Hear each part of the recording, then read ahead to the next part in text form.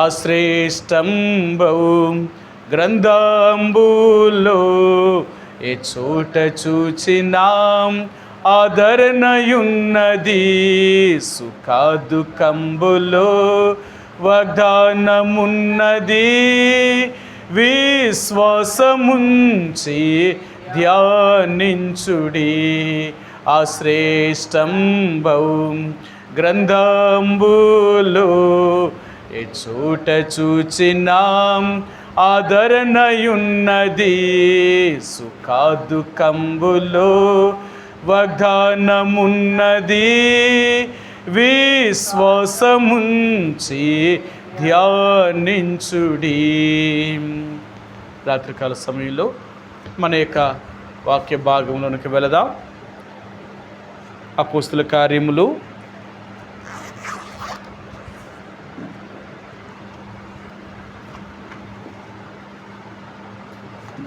7వ అధ్యాయము.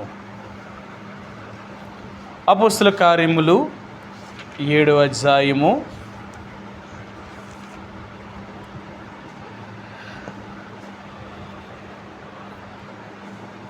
18వ వచనం నుంచి 21వ వచనం వరకు ఈ 4 వచనాల్ని ఉత్తర ప్రత్యుత్తర రీతిగా చదువుదాం. అపోస్తుల కార్యములు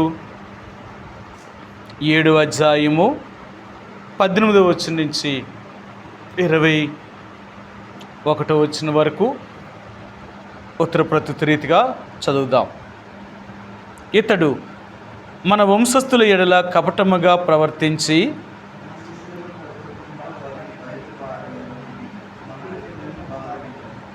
ఆ కాలమందు మోషే పుట్టెను. అతడు దివ్య సుందరుడై తన తండ్రి ఇంట 3 నెలలు పెంచబడెను.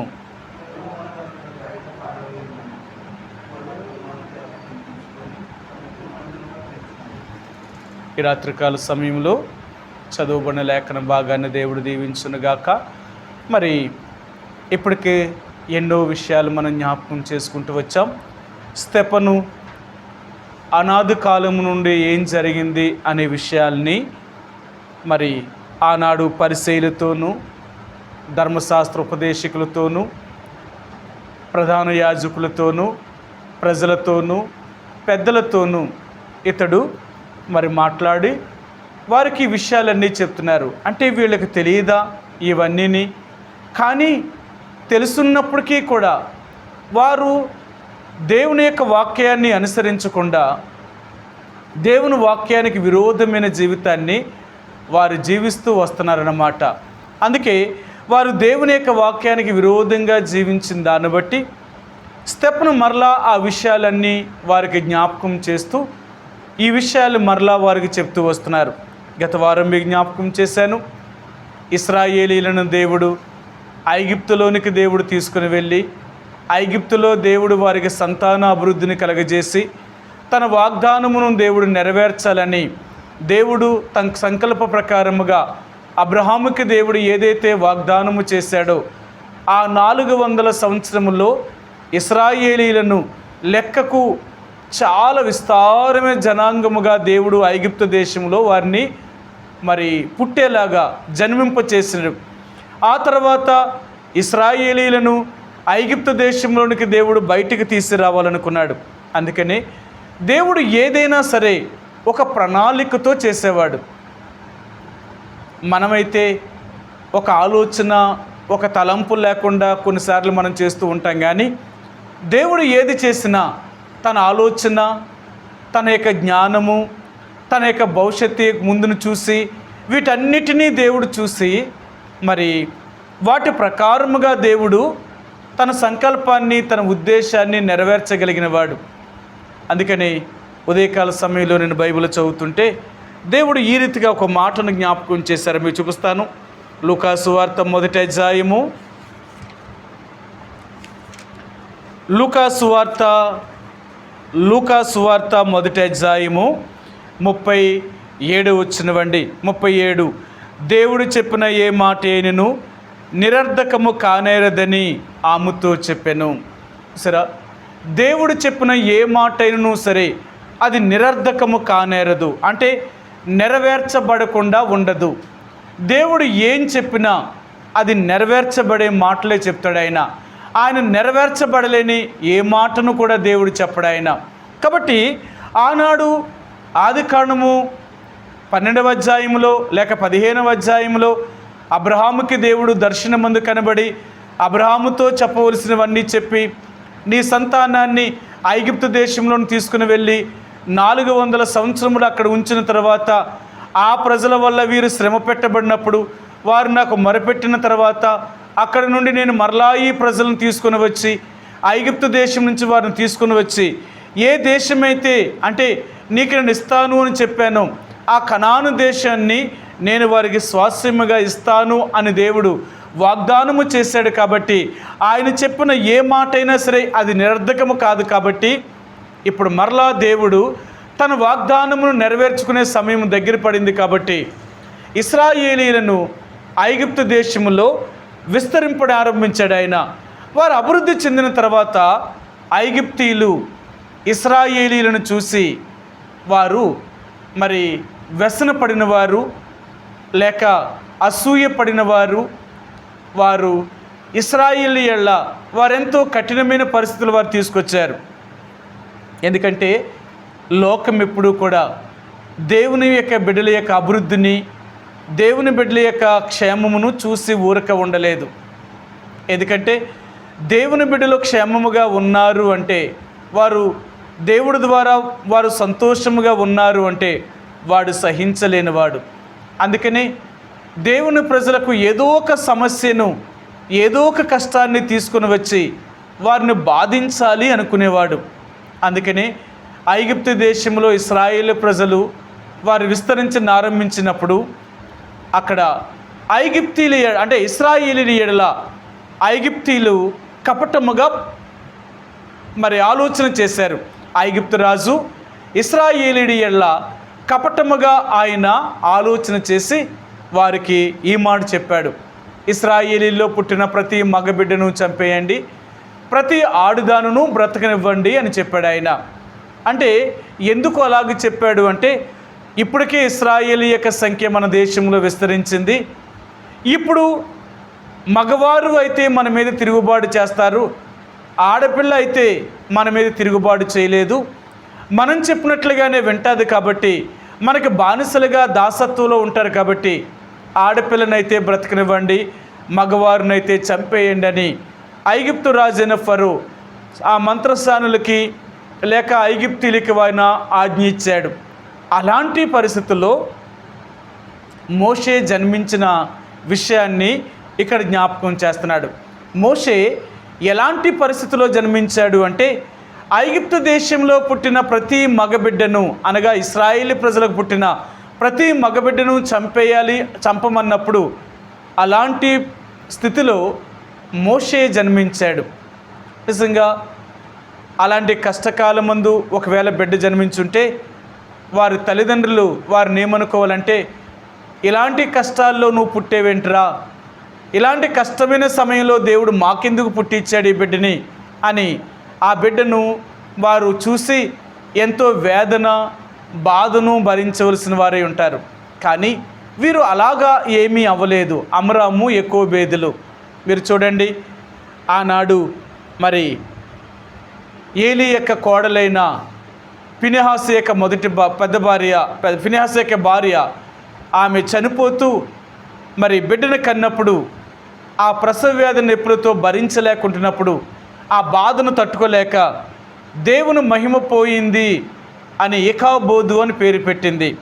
రెండవదిగా యాకోబు యొక్క భార్య అయిన రాహేలు బెన్యామీన్ని కనేటప్పుడు చిన్నవాడిని రెండో వాడిని కనేటప్పుడు ఆమె ప్రసవ వేదన సమయంలో ఎంతో భయంకరమైన బాధను భరిస్తూ ఆమె ఆ బిడ్డకు జన్మించేటప్పుడు తన ప్రాణం పోతున్న పరిస్థితిలో అతనికి బెనోని అని పేరు పెట్టింది. అంటే అతడు దుఃఖపుత్రుడు అని పేరు పెట్టింది. అంటే ఇలాంటి కష్టమైన పరిస్థితుల్లో ఇలాంటి బాధకరమైన పరిస్థితుల్లో బిడ్డలు పుట్టినప్పుడు వారికి ఎలాంటి పేర్లు పెట్టారు.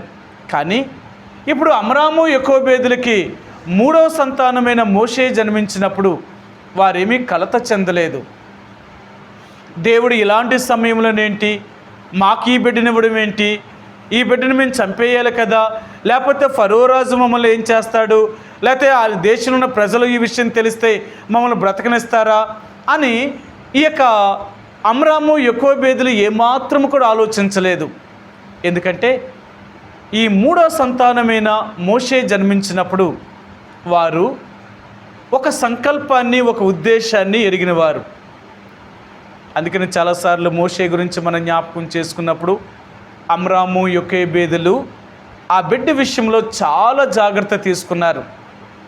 ఆ బిడ్డ జన్మించినప్పుడే వారికి అర్థమైంది, ఇశ్రాయేలు ప్రజలను విడిపించడానికి వీడే ఒక కారకుడు అవ్వాలి, ఐగుప్తు దేశంలో నుంచి మనం బయటకు తీసుకువెళ్ళడానికి ఇతడే ఒక కారకుడిగా మనం తయారు చేయాలి.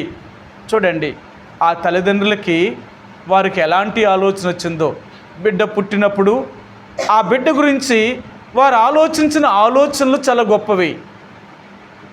ఈ లోకములో మనం దేవుణ్ణి ఎరిగిన వారిమని చెప్పుకుంటున్న మనము, దేవుని బిడ్డలుగా ఉంటున్న మనము చాలాసార్లు మనకి ఈ లోకములో అంటే మనకి కూడా పిల్లలు జన్మించినప్పుడు మన బిడ్డల గురించి మనం చాలా ఆలోచనలు కలిగి ఉంటాం. ఎలాంటి ఆలోచనలు కలిగి ఉంటాము అంటే, బిడ్డలు పుట్టినప్పుడు వారిని ఏం చేయాలా, ఎలా చదివించాలా, వారిని ఉన్నతమైన స్థితిలోనికి ఎలా తీసుకుని వెళ్ళాలా, వాళ్ళ భవిష్యత్తు ఏంటి అని ఇలాగా రకరకాలుగా మనం ఆలోచన చేస్తూ ఉంటామన్నమాట. అయితే దేవుడు అంటున్నాడు, మరి ఈ లోకంలో మీరే తల్లిదండ్రులుగా మీ పిల్లల విషయంలో అలాంటి ఆలోచన కలిగి ఉంటున్నారు కదా, మరి అమ్రాము యోకోబేదులు అయితే ఇలాంటి లోక సంబంధమైన ఆలోచన ఏమీ వారికి రాలేదు. మా బిడ్డలను మేము ఎలా పెంచాలి అంటే దేవునికి తగినట్లుగా, దేవునికి సంతోషకరమైన వారిగా, దేవునికి ఉపయోగపడేవారిగా మనం పెంచాలి. అది అమ్రాము యోకోబేదుల యొక్క ఆలోచన. అందుకనే మోషేను వారు పెంచినప్పుడు లేక మోషేను కనినప్పుడు వారు 3 నెలలు ఆ బిడ్డను చాలా జాగ్రత్తగా చూశారన్నమాట, కాపాడారు. అందుకని అంటారు, మోషే పుట్టినప్పుడు దివ్య సుందరుడై. మోషే జన్మించినప్పుడప్ప అంట దివ్య సుందరుడు మోషే అంటే పరలోక సంబంధమైన మహిమ, ఆ వెలుగు, ఆ సౌందర్యము మోషే కలిగినవాడు, దివ్య సుందరుడు. ఈయన భూమి మీద భూసుందరుడు కాదు, పరలోకము నుంచి అంటే దేవుడు పుట్టుకతోటే అతనికి అంత సౌందర్యాన్ని అనుగ్రహించినవాడు. ఆ బిడ్డను చూడగానే అమ్రాము యోకోబేదులు ఆ బిడ్డను ఎలాగైనా పెంచాలి అనుకున్నారు.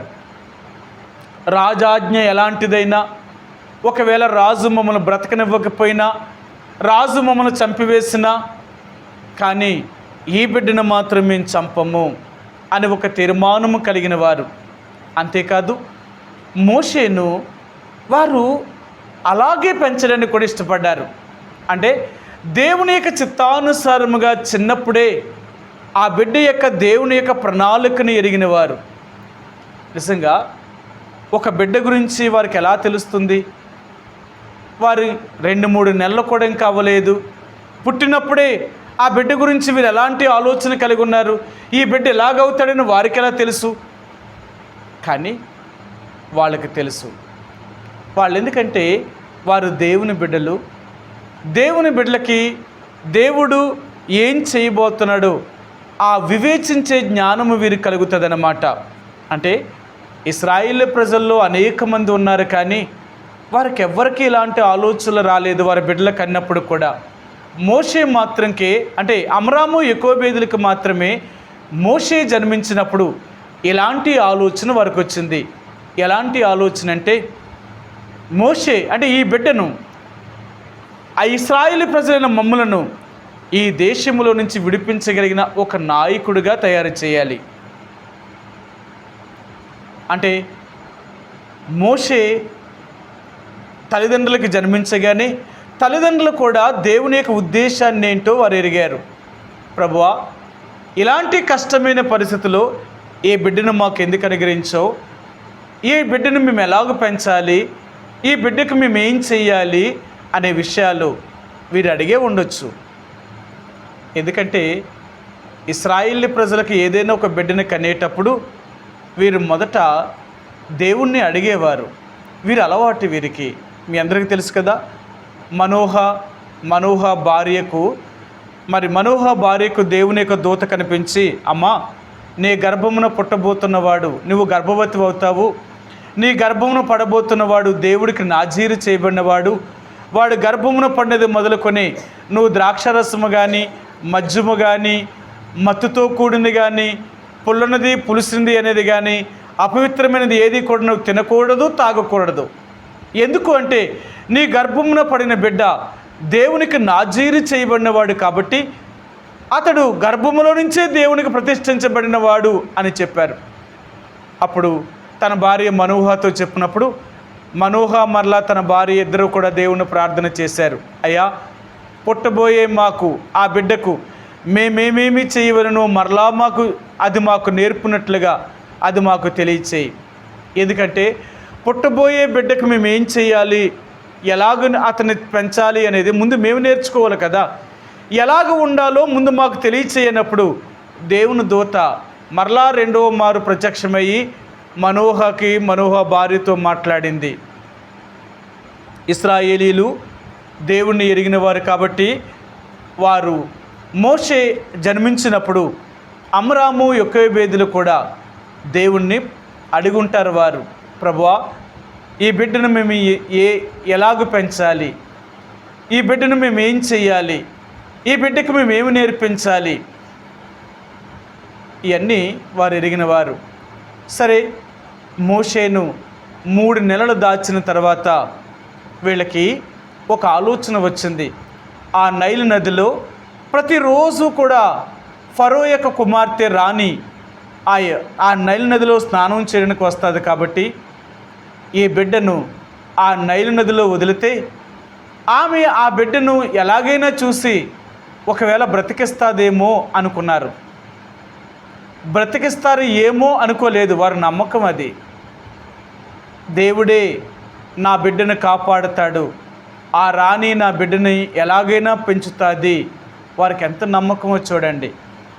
ఆ రాణి యొక్క తండ్రి అయిన ఫరో ఇశ్రాయేల్లో ఎబ్రీల్లో పుట్టిన ప్రతి మగ సంతానాన్ని చంపాలి అన్నప్పుడు ఈమెమో యొకోబేదేమో నా బిడ్డను ఆ రాణి ఒకవేళ చూస్తే ఆ బిడ్డను చంపదు అని ఆమె గుర్తించి ఆ బిడ్డకు ఒక జమ్ము పెట్టెను తయారు చేసి ఆ జమ్ము పెట్టి కీలు పూసి ఆ జమ్ము పెట్టెలో ఆ బిడ్డను పరుండు పెట్టి ఒక తాడు కట్టి ఒక చెట్టుకు కట్టి ఆ తాడుని మిరియాముకి చెప్పింది తన అక్కకు, అమ్మా, తమ్ముడిని జాగ్రత్తగా చూస్తూ ఉండు ఆ రాణి వచ్చేదాకా.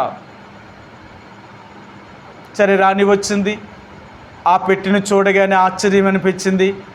ఆ పెట్టెను తన దగ్గర ఉన్న చెలికత్తెలు చెప్పి తెమ్మన్నది. తన దగ్గర ఉన్న పనికత్తెలు వెళ్ళి తీసుకొచ్చారు. ఆ పెట్టెను తెరవగానే ఆ దివ్య సుందరుడైన మోషే ఏడవడం ప్రారంభించాడు.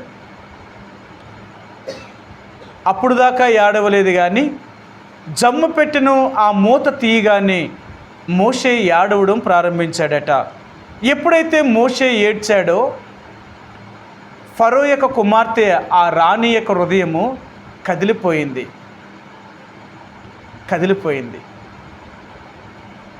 బిడ్డను చూసింది. దివ్య సుందరుడు, చాలా అందంగా ఉన్నాడు. ఆ బిడ్డ చాలా అందంగా ఉన్నాడు. ఆ బిడ్డను చూస్తే ఆమెకు కూడా చంపాలనిపించలేదు.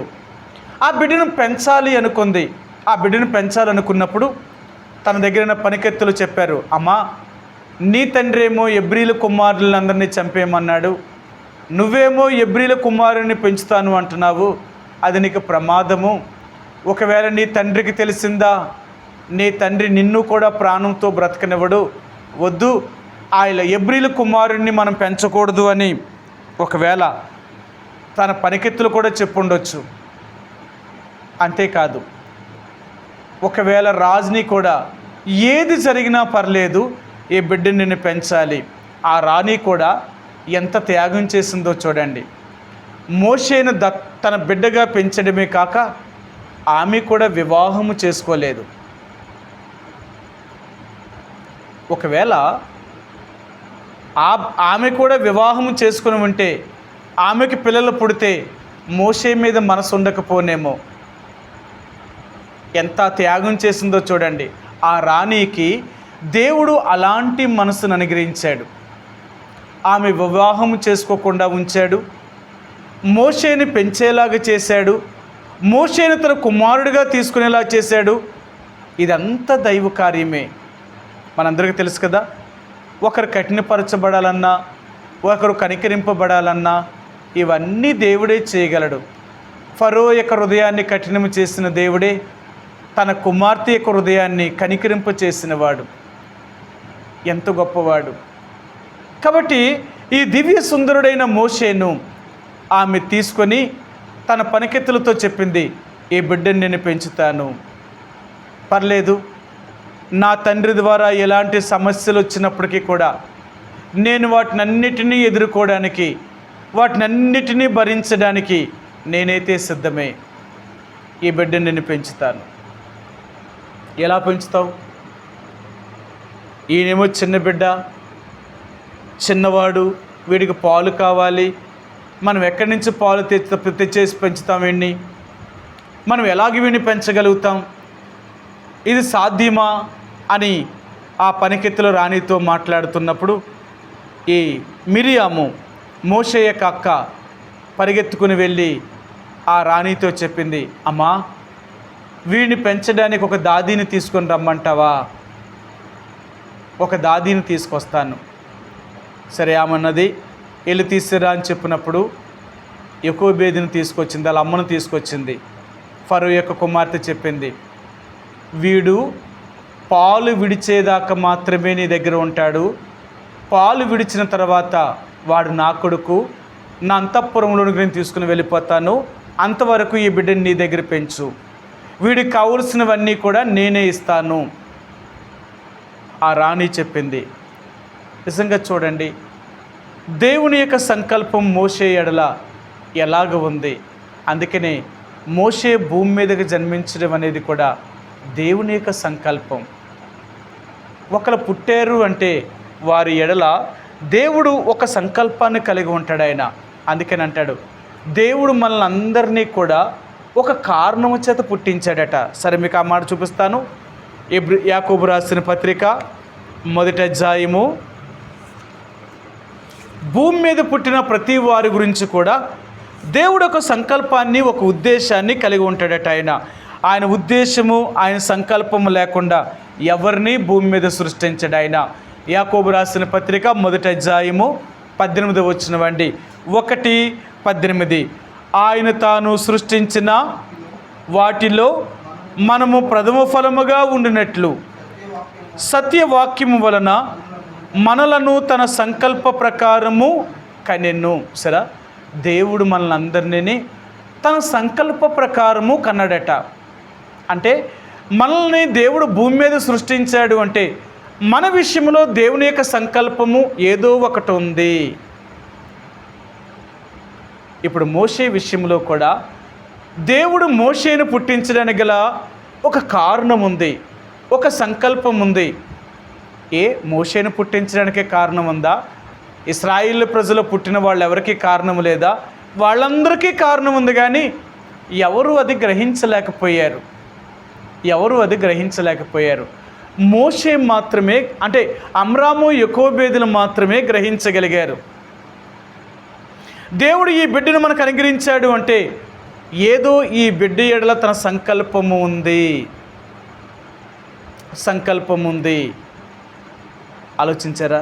ఎందుకంటే ఒకవేళ ఆ రోజుల్లో మగబిడ్డను బ్రతకనివ్వాలి అంటే మగబిడ్డని చంపేయాలి, ఆడబిడ్డను బ్రతకనివ్వాలనుకున్నప్పుడు మూడో సంతానముగా మోషే మగవాడుగా పుట్టే కంటే ఒకవేళ ఆడపిల్లగానే పుట్టించవచ్చు కదా దేవుడు. ఎందుకు మగబిడ్డగానే పుట్టించాడు ఆయన మూడవ సంతానాన్ని? వాళ్ళు ఎరిగారు. దేవుడు ఈ బిడ్డను మాకు అనుగ్రహించాడు అంటే ఇలాంటి పరిస్థితులు అంటే చంపివేయవలసిన పరిస్థితుల్లో దేవుడు మాకు అనుగ్రహించాడు అంటే ఈ బిడ్డ ఎడల దేవుని సంకల్పము ఉంది. ఏదో ఒక సంకల్పంతో దేవుడు మాకు అనుగ్రహించాడు.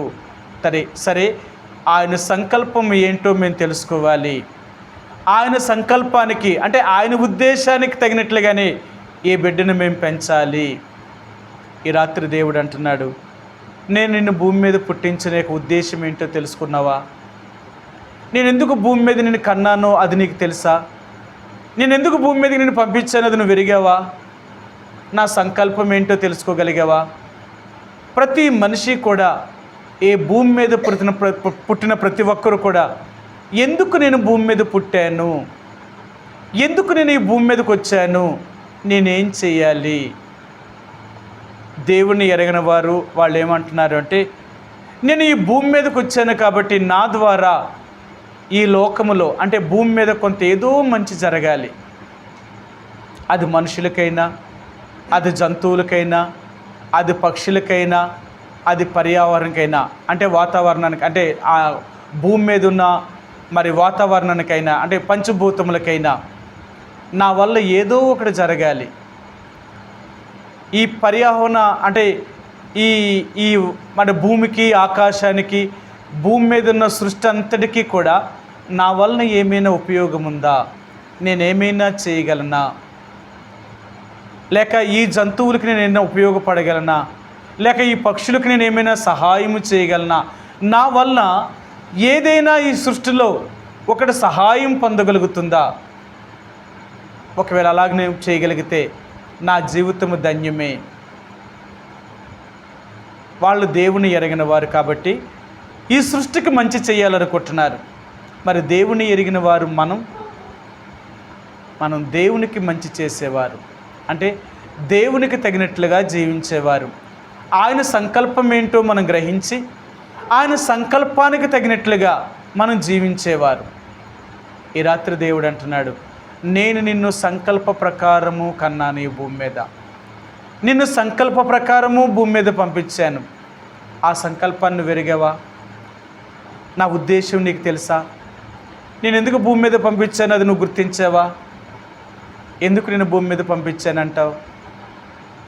అందుకనే ఈరోజు నువ్వు నేను కూడా మనం ఎందుకు భూమి మీద పుట్టాము, దేవుడు మన ఎడల ఏం మహిమ పొందాలనుకుంటున్నాడు, మనం దేవుడికి ఎలా ఉపయోగపడాలనుకుంటున్నాము, ఇది చాలా ప్రాముఖ్యమైనది. ప్రభువా, నన్ను నువ్వు ఉపయోగించుకో. ఈ భూమి మీద పుట్టించిన దేవుడు నువ్వే కాబట్టి నన్ను నువ్వు ఉపయోగించుకో, నన్ను వాడుకో. నువ్వు ఎలాగూ వాడుకున్నా దానికి నేను ఇష్టపడతాను. నువ్వు నన్ను ఏం చేయమన్నా అది నేను చేయడానికి ఇష్టపడతాను. దేవుని బిడ్డలు దేవుని చిత్తానికి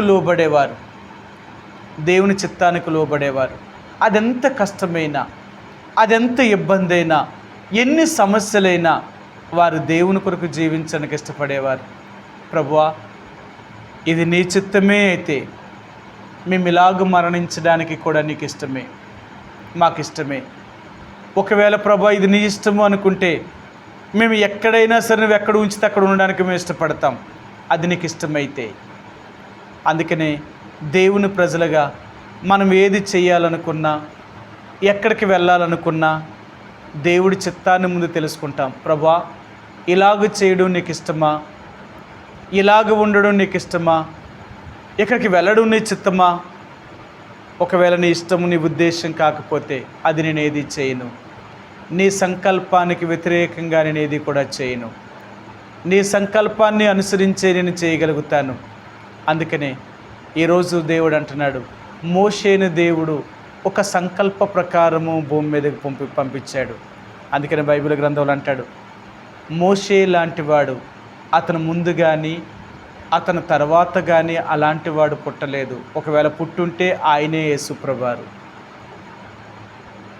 మోషే కంటే గొప్పవాడు ఒక యేసుప్రభువారే తప్ప మోషే కంటే ఇంకా భూమి మీద గొప్పవారు రాలేదేమో. ఒకవేళ అంటాడు, యోహాను గురించి కూడా చెప్పినప్పుడు అంటాడు, స్త్రీల కలిగిన వారిలో యోహాను కంటే గొప్పవాడు భూమి మీద లేడు అని. ఈయనొక గొప్పవాడు అంటే కారణ జన్ములు అన్నమాట. వాళ్ళు పుట్టారు అంటే వాళ్ళ పుట్టికే అనేకులకు ఉపయోగకరమైనది అన్నమాట, అనేకులకు ఉపయోగకరమైనది. అందుకనే వీడు పుట్టేటప్పుడే దేవుడు వీరు కొన్ని మాటలు వీరికి తెలియచేశాడు. మీకు చూపిస్తాను.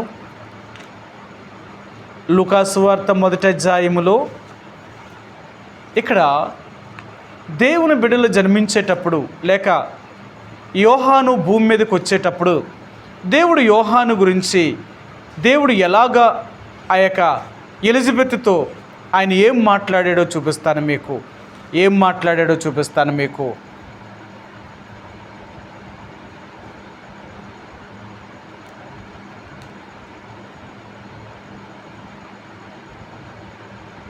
17వ వచనం 1వ అధ్యాయము లూకాసు వార్త 1వ అధ్యాయము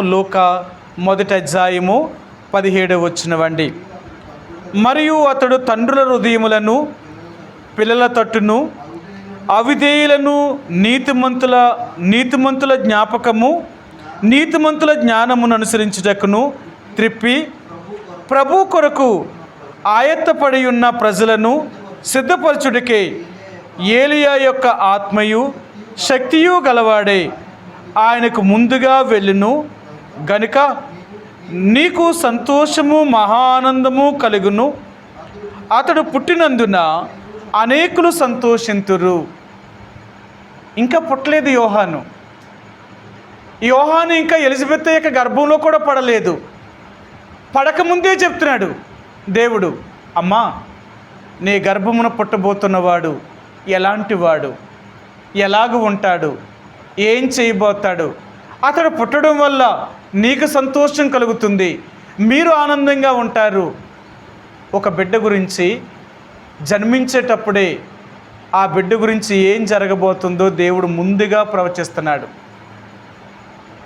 ఏలియాతో అంటే యోహాను గురించి ఎలిజబెత్తో దేవుడు తన దూతనంపించి చెప్పిస్తున్నాడు. తండ్రుల యొక్క హృదయమును పిల్లల తట్టును, పిల్లల యొక్క హృదయములను తల్లిదండ్రుల తట్టును తిప్పి వారు అనేకులకు అవిధేయులైన వారికి జ్ఞానము కలిగినట్లుగా వారిని దేవుని తట్టు త్రిప్పి అనేకులకు దేవుని యొక్క మార్గాన్ని తెలియచేసే ఒక గొప్ప వ్యక్తిగా చేయబడతాడు ఈయన. సరే, అందుకని దేవుడు ఒక మనిషిని భూమి మీద పంపిస్తున్నాడు అంటే ఒక సంకల్పం ఉందన్నమాట. ఒక సంకల్పం ఉంది. ఏంటి ఆ సంకల్పము? అది నువ్వు గుర్తించాలా.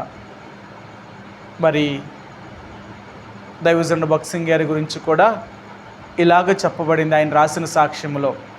చిన్నప్పుడు ఆయన జన్మించినప్పుడు ఆయన తల్లి భక్త్ సింగ్ గారిని ఒక సాధువు దగ్గర తీసుకెళ్ళిందంట. ఆనాడు సాధువులు సిక్కులు ఒక సాధు గురువు గారు, పెద్ద గురువు గారు ఉంటే వాళ్ళ దగ్గర తీసుకెళ్ళిందంట. తీసుకెళ్ళినప్పుడు ఆ దైవజనుడి గురించి ఆ సాధువు ఒక మాట చెప్పాడట, అమ్మా ఈ బిడ్డ పెద్దవాడైనప్పుడు అనేకులకు ప్రయోజనకరమైన వాడుగా అవుతాడు, ఈ బిడ్డ ఇతడు చాలా గొప్పవాడు అవుతాడు అని చెప్పారట. అది అర్థం కాలేదు. అంటే వాళ్ళు ఏంటి అప్పటికే ధనవంతులు కాబట్టి వాళ్ళు అనుకున్నది వేరుగా అనుకుని ఉండొచ్చు. కానీ దైవజనుడైన భక్త్ సింగ్ గారు చిన్నప్పటి నుంచి కూడా ఆయన ఒక ఆలోచనతో పెరిగాడు. ఆయన ఎలాగంటే ఆయన మరి ఆ గురునానక్ సిద్ధాంతాన్ని పాటిస్తూ వారు దేవాలయానికి వెళ్ళినప్పుడల్లా భక్త్ సింగ్ గారు చిన్నప్పుడే అడిగేవాడు, ప్రభువా ఎవరు దేవుడు, నిజమైన దేవుడైతే నాకు కనబడు, నిజమైన దేవుడిని నేను చూడాలనుకుంటున్నాను, నువ్వు నిజమైన దేవుడు అయితే నాతో మాట్లాడు, నాకు కనబడు, నేను దేవుని చూడాలి అనే ఆశ ఆయనకు ఉండేదట చిన్నటి నుంచి కూడా. అందుకని ఆ యొక్క సిక్కు మతంలో జన్మించాడు కాబట్టి చాలా నిష్ట కలిగిన వారు. మరి వాళ్ళ సిద్ధాంతం ఏంటంటే సిక్కుల యొక్క మత గురువైన గురునానక్ వారికి చెప్పాడు మొదటి నుంచి. ఆయన రాసిన గ్రంథంలో సిక్కు మతంలో పుట్టిన ప్రతివాడు కూడా నాజీరు చేయబడినవాడు, అంటే దేవునికి ప్రతిష్ఠించబడినవాడు. కాబట్టి మీ తల మీద మంగళకత్తి అనేది వేయకూడదు.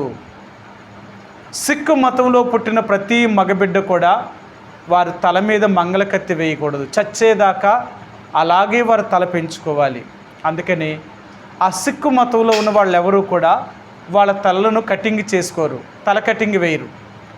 ఆ తలలను ఎంతైనా సరే ఆ యొక్క పంచెతో చుట్టి వారు తలంతటినీ చుట్టుకుంటారేమో కానీ తల మాత్రం బయటికి కటింగ్ వేయడానికి మాత్రం ఇష్టపడరు. ఎందుకంటే వాళ్ళే దేవుని ప్రజలు, దేవునికి ప్రతిష్ఠించబడిన వారు, నాజీరులు అని సిక్కులు అంత నమ్ముతారన్నమాట. దైవజనుడు భగత్ సింగ్ గారు కూడా చిన్నప్పటి నుంచి ఆయన హైందవ కుటుంబంలో జన్మించిన సిక్కుల మధ్య పెరిగాడు కాబట్టి ఆ సిక్కు మతాన్నే అవలంబించాడు. ఆయన ఎంతో నిష్ట కలిగిన వాడు. కానీ ఆయన లండన్ వెళ్ళినప్పుడు దేవుడు అతను దర్శించిన పద్ధతులన్నీ గ్రహించినప్పుడు, దేవుడు అతను రక్షించి తన జీవితాన్ని మార్చినప్పుడు, ఆ మత సిద్ధాంతమైన ఆచారాలన్నిటినీ వదిలేసిన తర్వాత ఆ దైవజనుడు దేవుని యొక్క చిత్తానికి లోబడి ఒకటే మాట అన్నాడు. ఏం చెప్పాడు అంటే, ప్రభువా, నేను నీకు లోబడుతున్నాను, నువ్వు నన్ను ఏలాగ వాడుకోవాలనుకుంటున్నావో అలాగే నన్ను వాడుకో. నేను ఇంత చదివాను, ఇంత ఉన్నతమైన సంతానంలో జన్మించాను, గొప్పవారి కుటుంబంలో జన్మించిన వాడిని, నాకు ఎన్నో ఆశలు కోరికలు ఉన్నాయి, కానీ ఇప్పుడు నువ్వు అవన్నీ వద్దు, నేను చెప్పినట్లుగా నువ్వు చెయ్యాలి అని నువ్వు చెప్తున్నావు కాబట్టి నీకు నేను ఒప్పుకుంటున్నాను. సరే, నన్నేం చేయమంటావో చెప్పు, అది నేను చేస్తాను. నిజంగా దైవజనుడు భగత్ సింగ్ గారికి చాలా షరతులు పెట్టాడు ఆయన. అందుకే నేను అన్నాడు, నువ్వు ఇండియాలోనే ఆయన మొట్టమొదటి వాడు, అగ్రికల్చర్ ఇంజనీర్గా, సివిల్ ఇంజనీర్గా 2 ఇంజనీర్ కోర్సులు కూడా ముగించిన వాడు ఆయన. అలాంటి దైవజనుడు దేవుని యొక్క సేవ కొరకే వచ్చేటప్పుడు దేవుడు ఆయనకి చెప్పండి ఏంటంటే, నువ్వు ఏ ఇంగ్లాండ్లో అయితే ఇంత గొప్ప చదువును చదివావో ఆ చదువును ఎక్కడితోటే మర్చిపోవాలి. ఇంక నువ్వు ఉండకూడదు, నువ్వు చదివిన సర్టిఫికెట్లు కూడా నీకు ఉండకూడదు. ఎందుకో తెలుసా? ఒకవేళ ఎప్పుడైనా నీకు కష్టం వస్తే నువ్వు మరలా ఉద్యోగ ప్రయత్నం చేసి నా పనిలో నుంచి నువ్వు బయటికి వెళ్ళిపోతావు. రెండవదిగా, నీ తల్లిదండ్రుల యొక్క ఆస్తి మీద నువ్వు ఎప్పుడూ ఆధారపడకూడదు, ఎప్పుడూ నీ అక్కడిని వాళ్ళకి చెప్పకూడదు, వాళ్ళ ఆస్తికి నీకు ఎటువంటి సంబంధము ఉండకూడదు. మూడవది, నువ్వు నా సేవ కొరకే వచ్చావు కాబట్టి నీ ప్రతి అవసరత నాకు మాత్రమే చెప్పాలి, ఇంకెవ్వరికీ చెప్పకూడదు. నీకేది కావాలన్నా నన్ను అడుగు, నాతోటే చెప్పాలి తప్ప ఏ మనుషులకి నువ్వెప్పుడు కూడా నాకు ఇది కావాలని కానీ ఇలాంటిది ఇవ్వండి అని కానీ నువ్వు అడగకూడదు, చెప్పకూడదు. దైవజనుడు దేవుని యొక్క షరతులకి ఆయన ఒప్పుకున్నాడు. ఒప్పుకున్నందుకు చాలా కష్టాలు అనుభవించాడు ఆయన కూడా.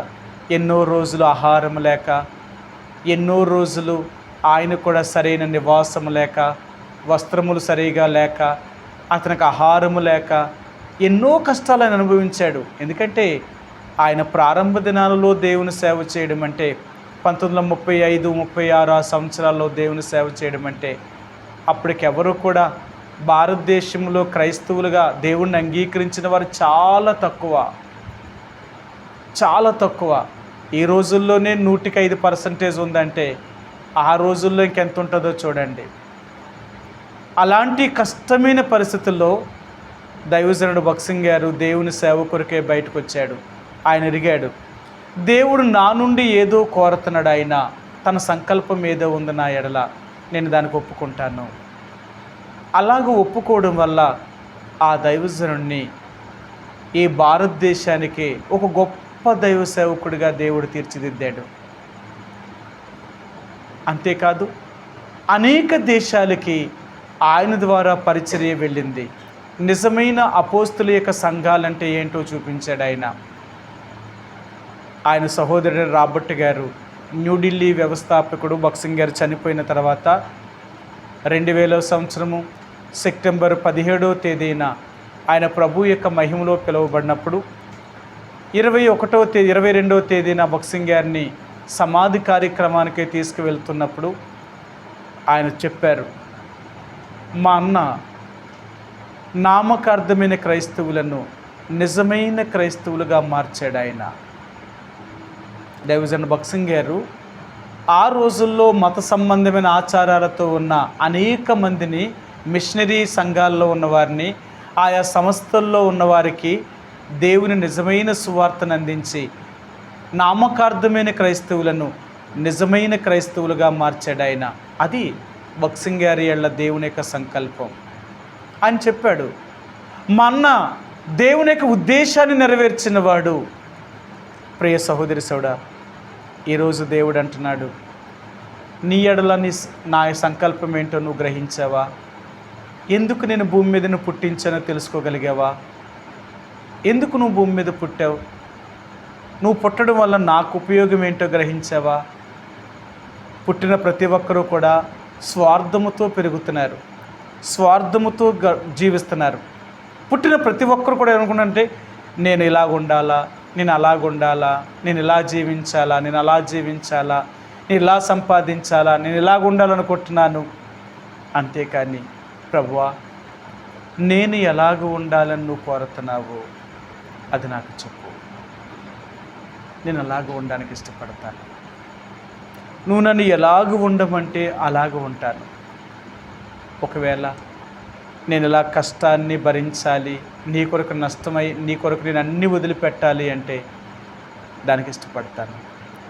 లేదు, నేను ఇలాగ ఉండాలని ఇష్టమైతే నేను ఇలాగే ఉంటాను. అది దానికి నేనేమి బాధపడను. నువ్వేం చెప్తుంది చేయడానికి ఇష్టపడతాను. దేవుని యొక్క చిత్తానికి మనం లోబడతామా? అందుకనే దేవుడు ఇర్మియాను ఆయన మొట్టమొదటిగా ఆయన ఏర్పరచుకున్నప్పుడే దేవుడు చెప్పాడు, ఇర్మియా, తల్లి గర్భంలో ఉన్నప్పుడే నేను నిన్ను ప్రతిష్ఠించుకున్నాను. ఎందుకు నేను ప్రతిష్ఠించానో తెలుసా? జనములకు నిన్ను ఒక ప్రవక్తగా చేయాలని, జనములకు ప్రవక్తగా చేయాలని. జనములకు ప్రవక్తగా చేయడం అంటే ఇర్మియాకి ఏమైనా సామాన్యమైన విషయమా? ఎంత కష్టం తెలుసా? ఆయనకి తెలుసు. ప్రభువా, ఇలాంటి ప్రజలకు నేను సేవ చేయగలనా? ఇలాంటి ప్రజలకు నేను సువార్తను అందించగలనా? ఇలాంటి ప్రజలకు నీ వాక్యాన్ని చెప్పి నీ తొట్టు నేను తిప్పగలుగుతానా? ఇలా ఎంత మూర్ఖులో తెలుసా? వీరు మాట వినని వారు, వీరు చెకుముకి రాతి కంటే కఠినమైన వారు, వీరు చాలా భయంకరమైన మనుషులు, వీరు నా మాట వినరు. ఇలాంటి వారికి నేనేం చెప్తాను? దేవుడు అంటున్నాడు, ఇలాంటి వారికే నువ్వు చెప్పాలి. అలాంటి ప్రజల దగ్గరికి ఇర్మియా వెళ్ళినప్పుడు ఇర్మియాను అవమానపరిచారు, ఇర్మియాను కొట్టారు, ఇర్మియాను జైల్లో పెట్టారు, ఇర్మియాకు ఆహారం లేకుండా చేశారు, ఇర్మియాకి చేదైన ఆహారం పెట్టారు. ఎన్ని కష్టాలు భరించాడో తెలుసా? ఆఖరికి ఇర్మియా అంటాడు, ప్రభువా, నన్ను తల్లి గర్భంలో ఉండగానే నన్ను ప్రతిష్ఠించుకున్నాను అంటున్నావు. సరే, నేను ఇలాగ ఉండడం నీకు ఇష్టమైతే దాన్ని నేను ఎందుకు కాదంటాను? నేను అనుభవిస్తాను. చూసారా, ఒక్కొక్కరు జన్మ దేవుడు పుట్టుకతోటే వాని యొక్క సంకల్పము, వాళ్ళ ఉద్దేశాన్ని దేవుని ఎరిగినవాడు. ఈరోజు దేవుడు అంటున్నాడు, మోషేను కూడా ఒక కారణ జన్ముడుగా దేవుడు జన్మింప చేశాడు. ఎందుకు మోషేను భూమి మీద పుట్టించాడు అంటే, ఇశ్రాయేలీలను ఐగుప్తు దేశంలో నుంచి బయటకు తీసుకురావడానికి ఈయన ఒక నాయకుడు, ఈయనే గొప్పవాడు. ఇతన్ని అలాగ తయారు చేయాలి. దేవుని కొరకు ఒక ఆయుధముగా దేవుడు ఇతను తయారు చేయాలనుకున్నాడు.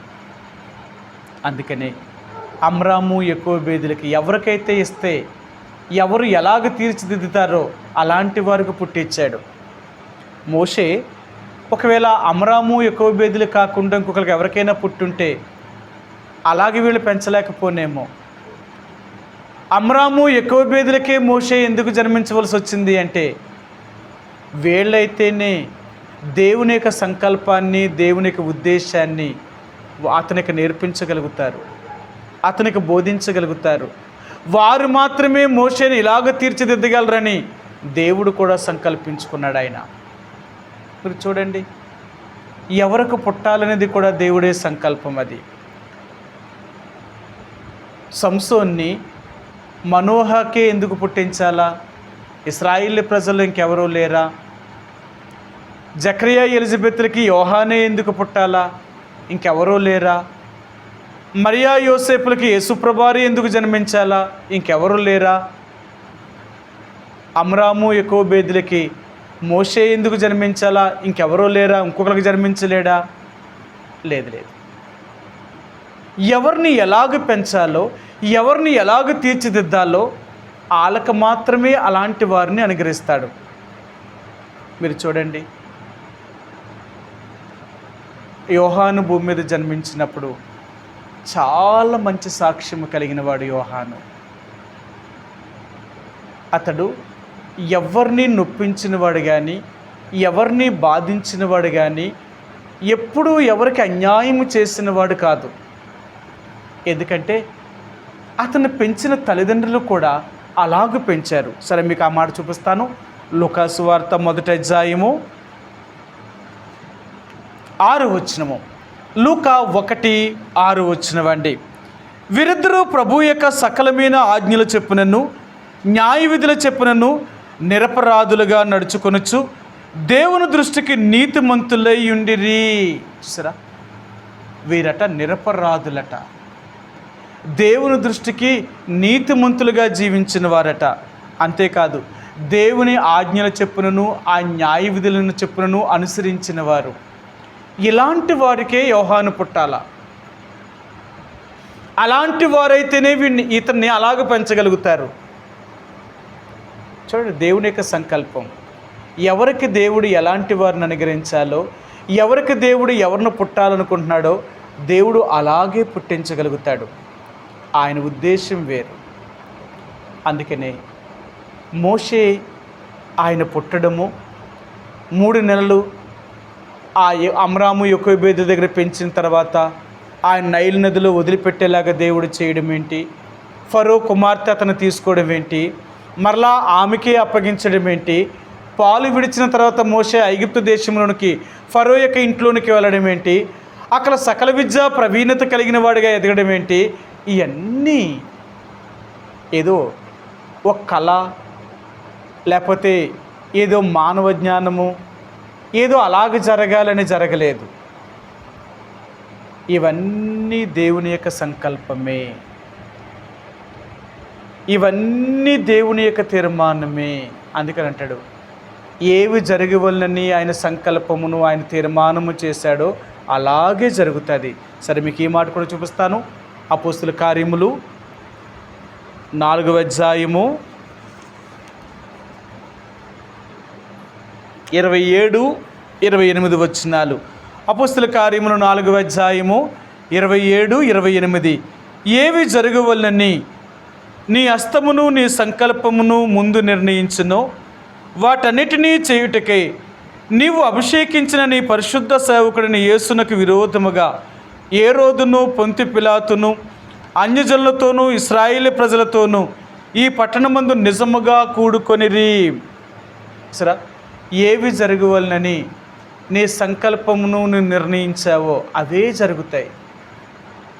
అందుకనే చూడండి, దేవుని యొక్క రాకడకు ఏవి జరగాలి అని దేవుడు సంకల్పించాడో అవన్నీ జరుగుతున్నాయి. ఆయన అన్నట్టుగానే జరుగుతాయే తప్ప ఆయనకి వ్యతిరేకంగా ఏమీ జరగవు.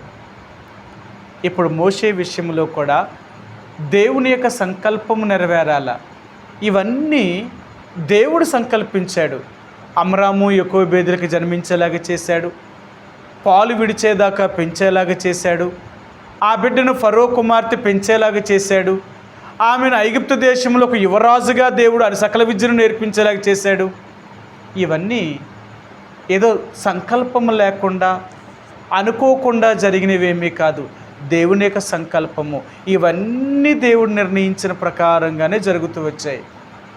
అందుకనే మన జీవితంలో కూడా ఏది జరిగినా దేవుని యొక్క సంకల్పమే, అది మేలైనా కీడైనా అని అంటాడు కదా. మనం పుట్టకముందే మన దినములన్నీ కూడా ఆయన గ్రంథములో లిఖితములయ్యాయి. మనం పుట్టకముందే, మనం పుట్టిన దగ్గర నుంచి మనం చనిపోయేదాకా ఈ భూమి మీద మనం ఎలాగుంటాము అనేది దేవుడే రాసి పెట్టాడు. అవన్నీ జరుగుతాయి అన్నమాట. రెండవది అంటాడు, మన కాలగతులన్నీ కూడా దేవుడి వశంలో ఉన్నాయి.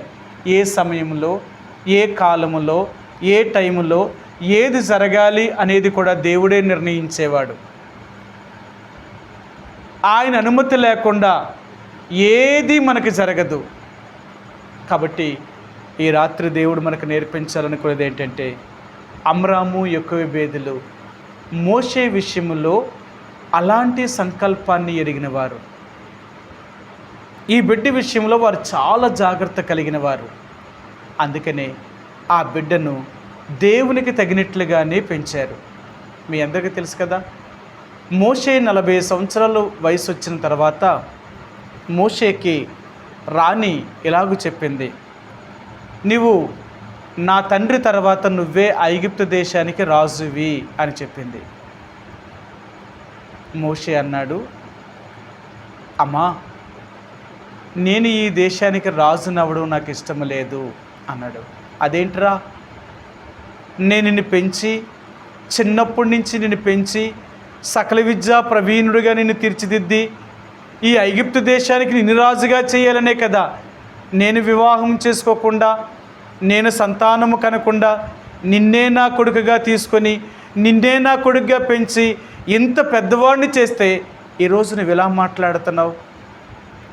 ఒక్కసారి ఆలోచించు, నా మాట విను, ఎందుకు నీ జీవితాన్ని పాడు చేసుకుంటావు అన్నప్పుడు మోషే అన్నాడు, అమ్మా నేను నీ కొడుకుని నువ్వు అనుకుంటున్నావు, నేను నీ కొడుకుని కాదు అని నేను అనుకుంటున్నాను, ఎందుకంటే నేను హెబ్రీయుడను.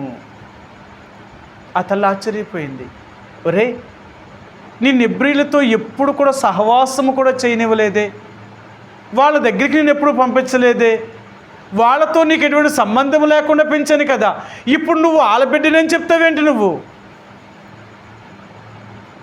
చెప్తున్నాడు, అమ్మా లేదు లేదు, ఎందుకంటే దేవుడు నన్ను ఒక సంకల్ప ప్రకారంగా భూమి మీద పుట్టించాడు. నేను పాలు విడిచే లోపులోనే నా తల్లి నాకు బోధించింది, నువ్వు ఇశ్రాయేలు ప్రజలు నడిపించడానికి విడిపించడానికి ఒక నాయకుడిగా నువ్వు అవ్వాలి. కాబట్టి నువ్వు హెబ్రీయుడవు, దేవుడు నిన్ను పుట్టించాడు, దేవుని యొక్క సంకల్పం నీ ఎడల ఏదో ఉంది, నువ్వు దేవుని యొక్క చిత్తం ఏంటో తెలుసుకో అని నా తల్లి చిన్నప్పటి నుంచి నాకు బోధించింది. కాబట్టి నేను దేవుణ్ణి అడిగాను, దేవుని చిత్తాన్ని తెలుసుకున్నాను. నేను ఐగుప్తు దేశానికి రాజు అవ్వడం కంటే నేను రాజునయ్యి నా ప్రజల మీద నేను అధికారము చూపించడం కంటే నా ప్రజలతో శ్రమ అనుభవించడమే నాకు మంచిది. నాకు ఈ సింహాసనం అక్కర్లేదు, ఈ రాజరికం నాకు అక్కర్లేదు. నేను పోయి నా ప్రజలతో పాటు మట్టి తొక్కుకుంటాను, మీ కిటుకులు కాల్చిస్తాను. ఐగుప్తు దేశంలో నేను ఒక బానిసగానే బ్రతుకుతానే తప్ప నేను ఐగుప్తుడిగా బ్రతకడానికి ఇష్టపడను. చూసారా, మోషేకి ఒక హెబ్రీయుడిగా అంటే ఒక బానిసగా బ్రతకడానికైనా ఇష్టపడుతున్నాడేమో కానీ ఒక ఐగుప్తీయుడిగా బ్రతకడానికి మాత్రం ఇష్టపడతలేదు. ఈ రాత్రి దేవుడు అనేది ఏంటో తెలుసా? ఒక దేవుని బిడ్డగా నువ్వు జీవించాలనుకుంటున్నావా, లేక ఒక లోకస్తుడిగా బ్రతకాలని నువ్వు అనుకుంటున్నావా? మోషే అంటున్నాడు, నేను ఒక లోకస్తుడిగా అంటే హెబ్రీయుడిగా బ్రతకాలనుకోవట్లేదు. ఎందుకో తెలుసా? ఒకవేళ నేను హెబ్రీయుడిని అయితే నేను దేవునికి విరోధమైన జీవితాన్ని కలిగిన వాడిని, నేను శాపగ్రస్తుడిని, నాకొద్దు. అలాంటి శాపగ్రస్తుడిని అనిపించుకునే కంటే ఒక బానిసనైనా బ్రతికి నేను ఇశ్రాయేలీని అనిపించుకుంటాను. నేను ఈ లోకంలో చూడండి, యేసు ప్రభువుని నమ్ముకున్న వాళ్ళని ఎంత చిన్న చూపు చూస్తున్నారో, అయినా పర్లేదు. లోకము నన్ను చిన్న చూపు చూసినా, నేను ఒక దరిద్రుడిని అనుకున్నా, నాకేమీ లేదనుకున్నా, నేను ఆ పేరుని బట్టైనా సంతోషిస్తానేమో కానీ ఒక లోకస్తుడి వలె ఒక దేవుణ్ణి ఎరగిన వాడిగా నేను బ్రతకడం నాకు ఇష్టం లేదు. మనం తెలుసుకోగలిగామా? అదే మోషే ద్వారా మనం తెలుసుకోవాల్సింది ఏంటంటే, ఒక ఐగుప్తుడిగా బ్రతికి రాజుభోగం అనుభవించే కంటే ఒక హెబ్రీయుడిగా బ్రతికి బానిసత్వాన్ని అనుభవించడమే మేలని యోచించాడు ఆయన. అందుకనే ఐగుప్తు యొక్క అధికారాన్ని, ఐగుప్తు యొక్క ధనామంతటినీ త్రోసివేసి నాకేమీ అక్కర్లేదు, నేను దేవుని బిడ్డగానే ఒక హెబ్రీయుడిగానే బ్రతుకుతాను అని సంకల్పించుకున్నాడు. ఇదంతా ఎవరు నేర్పించారు అంటే తన తల్లి తండ్రి చిన్నప్పటి నుంచి నూరు పోశారు. మనకు బైబిల్ గ్రంథంలో చెప్తా కదా, బాలుడు నడవలసిన త్రోవను వాడికి బాల్యములోనే నేర్పించాలట. వాడు పెద్దవాడైనప్పుడు ఆ త్రోవ నుండి తొలగిపోడట. కాబట్టి ఈ రాత్రి దేవుడు నీకు నాకు నేర్పించాలనుకునేది ఏంటంటే, దేవుడు నిన్ను నన్ను కూడా ఒక సంకల్ప ప్రకారంగా భూమి మీద కన్నాడు. ఆ సంకల్పాన్ని, ఆ ఉద్దేశాన్ని మనం ఎరిగామా? అందుకన్నాడు యోహానుని దేవుడు ఒక కారణము చేత, ఒక సంకల్పం ద్వారా దేవుడు కన్నాడు, ఆయన భూమి మీద పంపించాడు. మోషేని దేవుడు ఒక సంకల్ప ప్రకారంగా భూమి మీద పంపించాడు. సరే, బైబిల్లో ఒక్కొక్కరిని చూపించాను కదా. దేవుడు ఒక్కొక్కరిని, ఇర్మియాను గర్భములో ఉన్నప్పుడే ఒక ప్రవక్తగా దేవుడు సంకల్పించాడు. ఈరోజు దేవుడు అంటున్నాడు, మరి నిన్ను నన్ను దేవుడు ఎందుకు పుట్టించాడంటావు?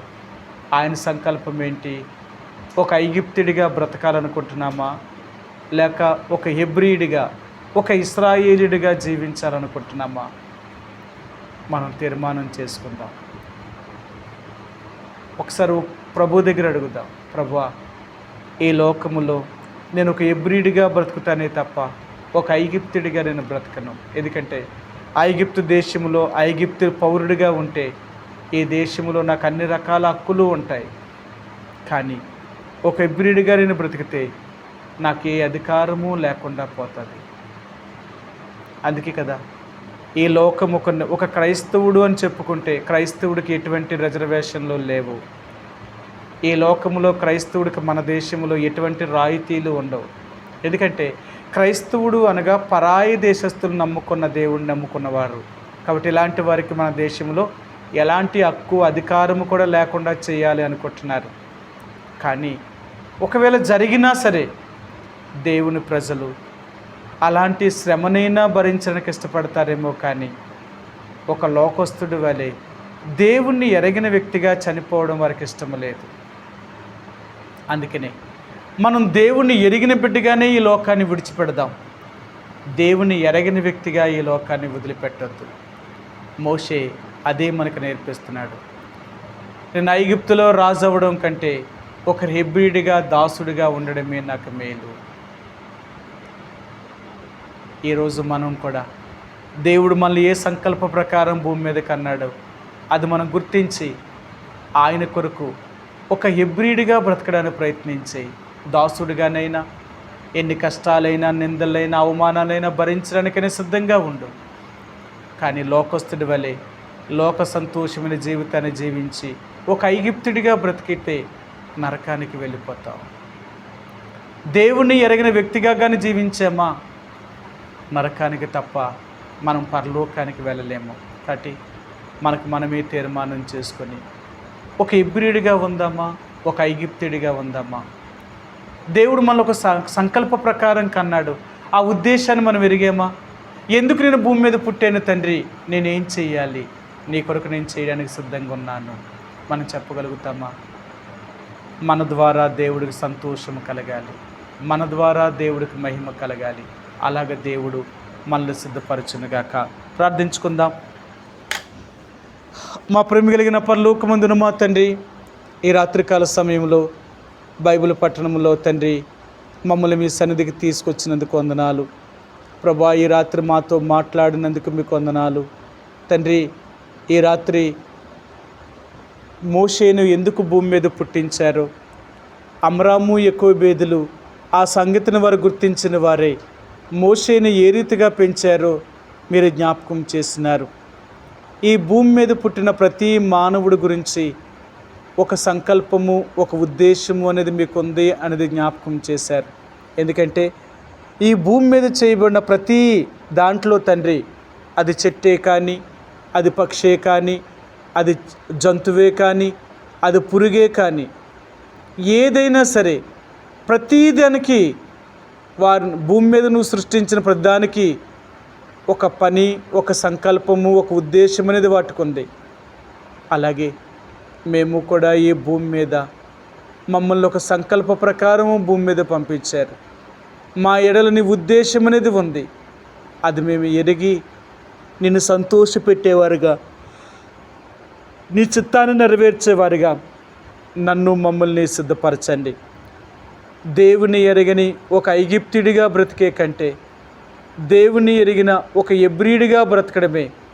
మేము దాసులుగా ఉన్నా పర్లేదు, కానీ రాజులుగా ఉండడానికి మాకు ఇష్టము లేదు అని ఆనాడు మోషే తీర్మానం చేసుకున్నట్లుగా నీ కొరకు బ్రతికేటప్పుడు ఎన్ని అవమానాలైనా, ఎన్ని నిందలైనా, ఎన్ని శ్రమలైనా, ఎన్ని పరీక్షా పరిశోధనలు ఎదురైనా మేము నీ కొరకు జీవించేవారిగా మమ్మల్ని సిద్ధపరచండి, కాపాడండి ప్రభువా. నీకు విరోధంగా ఏది చేయకున్నట్లుగా తండ్రి, ఒక ఐగిప్తుడిగా మేము బ్రతకున్నట్లుగా కాపాడండి. ఈ రాత్రికాల సమయంలో దేవా మీరు మాతో మాట్లాడినందుకు వందనాలు. అటు రీతిగా జీవించేవారిగా సిద్ధపరచండి. ఈ రాత్రికాల సమయంలో తండ్రి, అనారోగ్యంతో బలహీనంగా ఉన్న వారిని జ్ఞాపకం చేసుకుంటున్నాం. దాసురు సోన్ రావు గారిని, సలోమి గారిని, కృపారావుని, అన్నమ్మ గారిని, లాజర్ గారిని, విక్టర్ పాల్ గారిని, సత్యవతి గారిని కనికరించండి. వీరిని ముట్టండి, స్వస్థపరచండి, సంపూర్ణమైన ఆరోగ్యాన్ని అనుగ్రహించండి. సమయంలో రాజమండ్రిలో సోదరు రత్నం గారిని జ్ఞాపకం చేసుకుంటున్నాం. దేవా ఆమె కూడా తండ్రి బ్రెయిన్లో బ్లడ్ క్లాట్ అవ్వడం వల్ల ఎంతో తండ్రి సీరియస్ కండిషన్లో హాస్పిటల్లో ఉంటున్నారు. మీ దాసురాలు ముట్టండి, మీ గాయపడిన స్థానం ఉంచండి, స్వస్థతను అనుగ్రహించి దేవా మీరే సంపూర్ణంగా మంచి ట్రీట్మెంట్ డాక్టర్లు ఇవ్వగలుగుట్లో, మీ దాసురాలు తిరిగి కోలుకోగలుగుట్లో కృప అనుగ్రహించండి. తన కుమారుడిని, కుమార్తెని కూడా ఆదరించండి. వారికి కావలసిన ప్రతి అవసరతను తీర్చండి. అలాగే సోదరు సుజాత సిస్టర్ గారిని కూడా జ్ఞాపకం చేసుకుంటున్నాం. దేవా తనకి ఎల్లుండి ఆపరేషన్ అయి ఉంటుండగా సహోదరిని కూడా కనికరించండి. మీ గాయపడిన స్థానం నుంచి సంపూర్ణంగా స్వస్థపరిచి దేవా ఆపరేషన్ సక్సెస్ కాగలుగుట్లో ఎటువంటి ఇబ్బంది గురి కాకున్నట్లుగా కాపాడండి. అలాగే సోదరి శాంతక్కను కూడా జ్ఞాపకం చేసుకుంటున్నాం. విలేశ్వరంలో తను కూడా నా బలహీనతపై గాయపడిన స్థానం ఉంచండి, స్వస్థపరచండి, సంపూర్ణ ఆరోగ్యాన్ని దయచేయండి. అలాగే తండ్రి నివాస గృహాలు కడుతున్న సోదరు జోసఫ్ అన్న, అలాగే సోదరి దేవ బెత్సబా గారు, సోదరి విక్టర్ పాల్ బ్రదర్ని, వారు కూడా ఇల్లు కట్టుకుంటున్నారు. ఆ పనులు కూడా పూర్తి చేయబడ్డానికి కావలసిన ప్రతి అవసరతను తీర్చి దయచేయండి. పనివారు నమ్మకంగా పని చేయగలుగుట్లో కావలసిన మెటీరియల్ కూడా సమకూర్చండి. అలాగే తండ్రి ఈ నర్సీపట్ల ఉన్న బేర్షబా కంటకట్టబడిన ప్రతి విశ్వాస కుటుంబాన్ని కూడా మీరే కాపాడి ఆత్మీయంగా బలపరచమని మీ చేతులకు అప్పగిస్తూ మహిమా ఘనత ప్రభావాలు మీకే ఆరోపిస్తూ యేసు ప్రభువారి యొక్క నామములో ప్రార్థించి అడిగి వేడుకుంటున్నాం మా తండ్రి, ఆమేన్. తొట్టెలకుండా మిమ్మల్ని కాపాడుటకును, ఆయన మహిమ ఎదుట నిర్దోషులుగా నిలువబెట్టకును మన శక్తిగల రక్షకుడైన అద్వితీయ దేవునికి మన ప్రభువైన యేసుక్రీస్తు ద్వారా మహిమయు మహత్యమును ఆధిపత్యమును అధికారమును యుగములకు పూర్వమును ఇప్పుడును సర్వయుగములకును కలుగునుగాక. ఆమేన్. Praise the lord.